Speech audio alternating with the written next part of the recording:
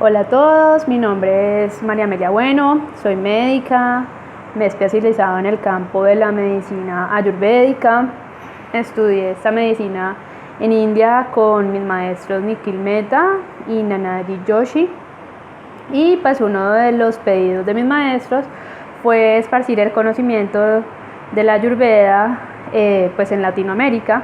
Entonces lo que voy a empezar a hacer es pequeños videos hablando acerca de temas básicos de Ayurveda para que todos podamos aprender y entender de qué se trata.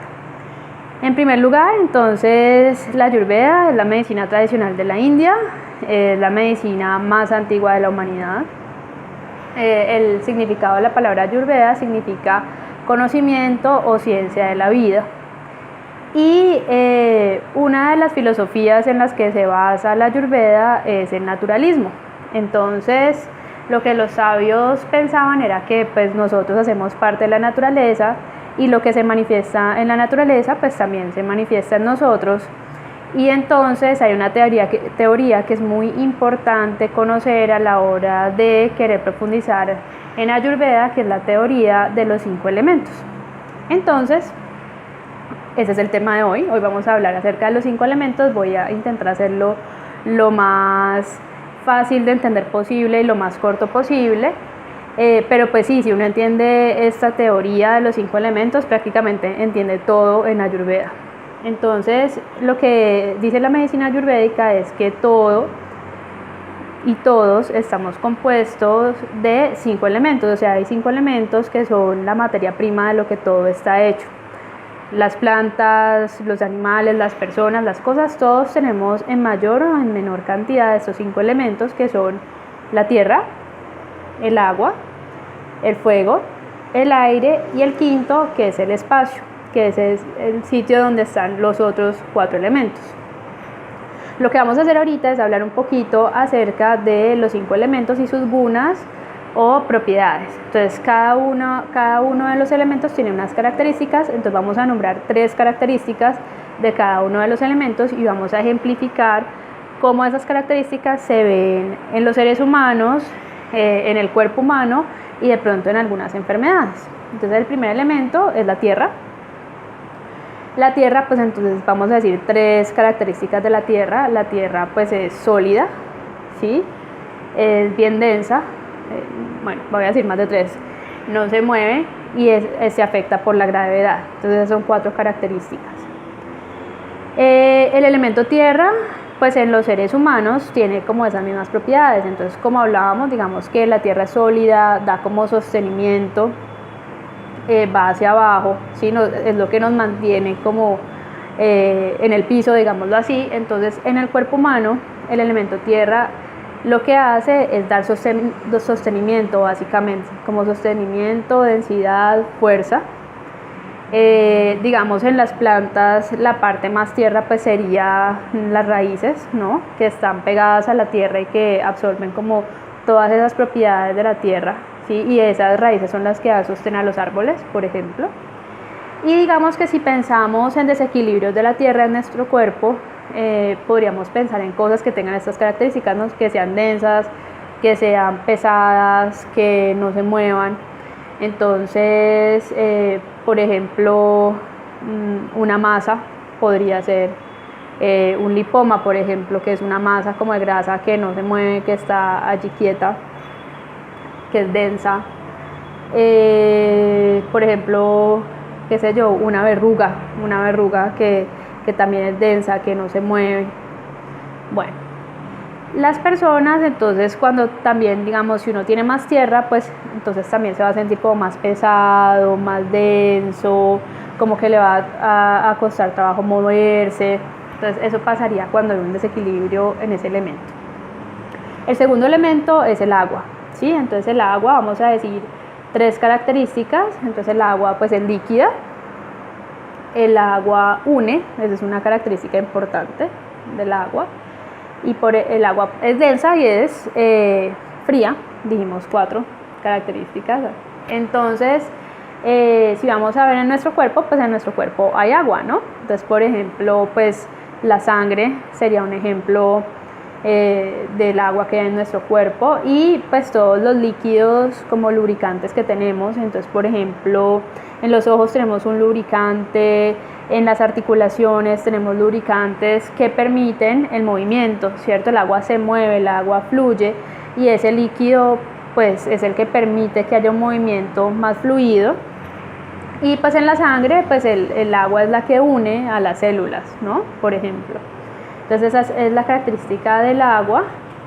Y pues cuando se nos aumenta el agua, entonces vamos, como también es un elemento pues que es denso, que es pesadito, también vamos a sentir como pesadez y vamos a ver agua, ¿no? Por ejemplo, cuando las personas se hinchan, ¿cierto? Que uno ve que se les hinchan los pies y que uno toca y se siente como si hubiera agüita debajo. Por ejemplo, exceso de sudoración podría ser un aumento del elemento agua. Por ejemplo, las secreciones, ¿cierto? Si hay mucho moco, lagañas, también podría ser un desequilibrio del elemento agua. Entonces, bueno, esos son ejemplos. El tercer elemento es el fuego. Entonces el fuego tiene ciertas características. Una característica es que es el único elemento que va hacia arriba, ¿cierto? Otra característica es que calienta la temperatura. Y otra característica muy importante del elemento fuego es que el fuego transforma, ¿no? Entonces,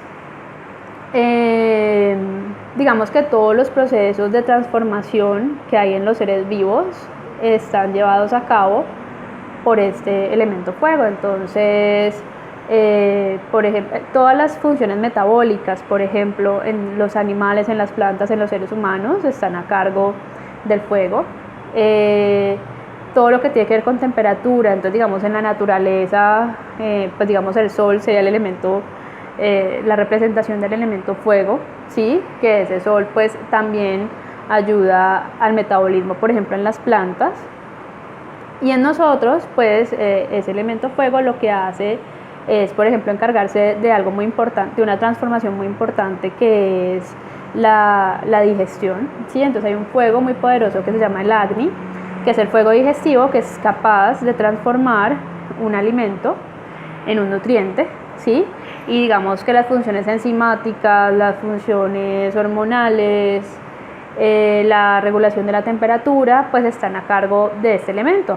Entonces, como decíamos, si las características del elemento fuego son que va hacia arriba, que transforma y que es caliente, pues por ejemplo todos los síntomas que son en la parte superior, o si sentimos fiebre o calor o enrojecimiento, por ejemplo, por poner un ejemplo, una amigdalitis, una conjuntivitis, que el ojo está rojo, que las amígdalas están rojas, o sea, todo lo que tiene que ver con inflamación, digámoslo así, tendrá que ver con este elemento.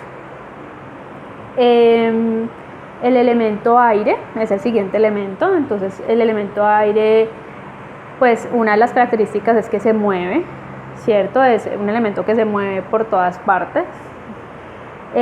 Otra característica del elemento aire es que es sutil, ¿cierto? Es lo contrario a los elementos tierra y agua, que son muy densos, ¿cierto? El aire es todo lo contrario. Sabemos que está ahí, pero no lo vemos, es muy sutil.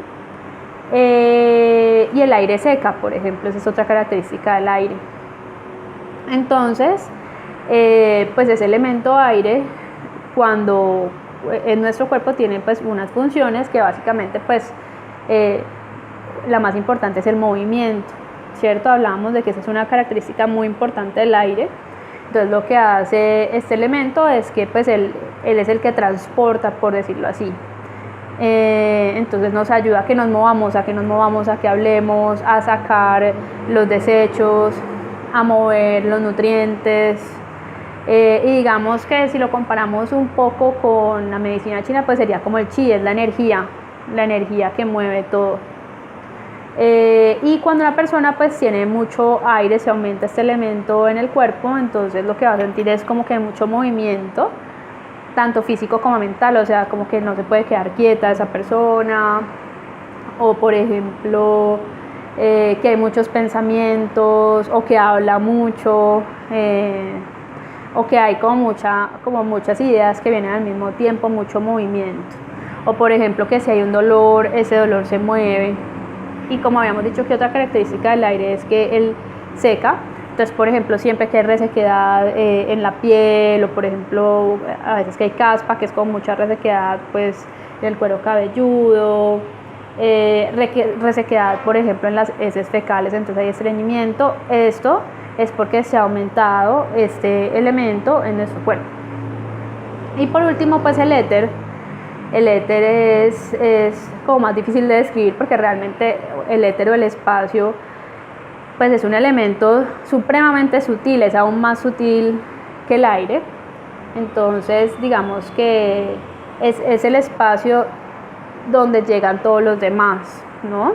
Entonces digamos que es sutil y es como el sitio original a partir del cual se hacen o a donde llegan los otros elementos. Entonces, por ejemplo, en nuestro cuerpo, pues el éter o el espacio está, por poner un ejemplo, cuando vamos a hacer digestión, cuando es hora de comer, se abre un espacio en nuestro cuerpo que nos prepara para que lleguen los alimentos, ¿cierto? Entonces son espacios allí que hay, o de pronto espacios vacíos, por ejemplo las paranasales, ¿cierto? Las sinuses, ¿sí? Ellos acá son espacios que están desocupados o están llenos de aire, ¿sí? Y que a veces se ocupan por moco y nos da sinusitis, ¿listo? Entonces era como para ejemplificar un poco de qué se habla cuando se está hablando de los elementos y que no es un concepto tan abstracto, realmente es un concepto muy fácil de entender y que lo que podemos empezar a hacer es como observar qué elemento está primando en nosotros, ¿sí? Por ejemplo, podemos notar que a veces estamos como con ganas de movernos, ¿sí? Con ganas de hablar más, ¿sí? Como todo lo que tenga que ver con movimiento, entonces podemos estar con el aire predominando en ese momento, como hay momentos, por ejemplo, en el día que son más tierra, ¿no? Por ejemplo, la noche, cuando nos vamos a acostar a dormir, pues digamos que ese elemento tierra se aumenta un poco en nuestro cuerpo y eso es lo que hace como que queramos quedarnos quietos, que no nos movamos mucho, que nos podamos dormir, estar más tranquilos. Tenemos ciertos momentos en el día en los que se aumenta el fuego, entonces por ejemplo nos podemos dar cuenta que si es hora de comer y no comemos y nos demoramos en comer, entonces nos empieza a dar con un poquito de mal genio, o empezamos a sentir calor, o empezamos a sentir un ardor en el estómago, entonces es porque el fuego se ha aumentado. Entonces estos conceptos son interesantes porque son muy fáciles de entender y nos permite como conocernos y darnos un poco cuenta como de qué elemento está aumentándose, por ejemplo, y podemos pensar un poco qué hacer, ¿no? Entonces, por ponerte un ejemplo, si hay inflamación, cuando hay una amigdalitis, pues una recomendación muy buena sería tomar bastante agua, ¿no? Y no se da cuenta que si le está ardiendo la garganta y toma bastante agua, pues mejora el síntoma más rápidamente, ¿no? O sea, si hay mucho fuego, pues lo equilibramos con el agua. Entonces, ya hablaremos un poco más de estos temas, como de cómo se puede hacer para controlar estos elementos, con la alimentación, con el estilo de vida y con ciertas otras prácticas. Por hoy pues eso era todo. Estamos hablando acerca de los elementos en Ayurveda y la idea pues es hacer un videíto semanal acerca de diferentes temas. El próximo tema es o son los doshas, que es otro concepto muy importante, y para entender los doshas pues era necesario entender la teoría de los 5 elementos. Muchas gracias por ver este video y pues si les gusta compártanlo y pues lindo día para todos.